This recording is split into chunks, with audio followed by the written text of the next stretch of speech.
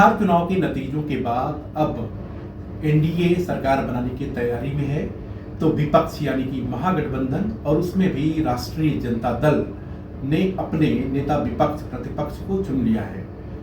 सबसे बड़ी बात यह है कि नतीजों के बाद जिस तरीके से लालू यादव परिवार में एक तूफान उठ खड़ा हुआ और रोहिणी आचार्य जो कि लालू को जिन्होंने किडनी दिया था, उन्होंने संगीन आरोप लगाए थे, खासतौर से तेजस्वी यादव और उनके सहयोगियों के ऊपर, और ये कहा था कि उनको बुरा भला कहा गया, भद्दी भद्दी बातें कही गई, गालियां दी गई और घर से निकाल दिया गया।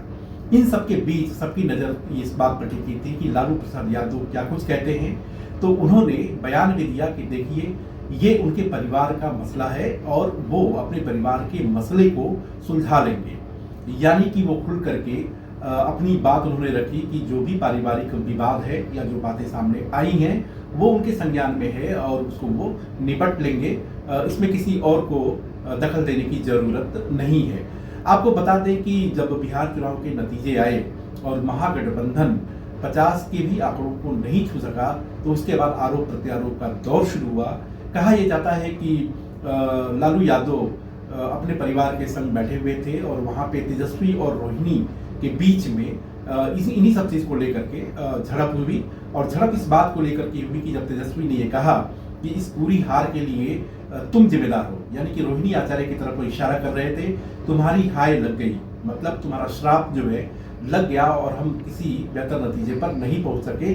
उसके बाद मामला और बढ़ा, आपस में तकरार बढ़ी और ऐसा भी कहा जाता है कि तेजस्वी ने खुद रोहिणी आचार्य के ऊपर चप्पल फेंके थे और उसके बाद मामला इतना खराब हुआ कि रोहिणी आचार्य ने यहाँ तक कह दिया कि अब उनका परिवार से कोई नाता नहीं है और राजनीति से भी वो रिश्ता अपना खत्म कर रही हैं।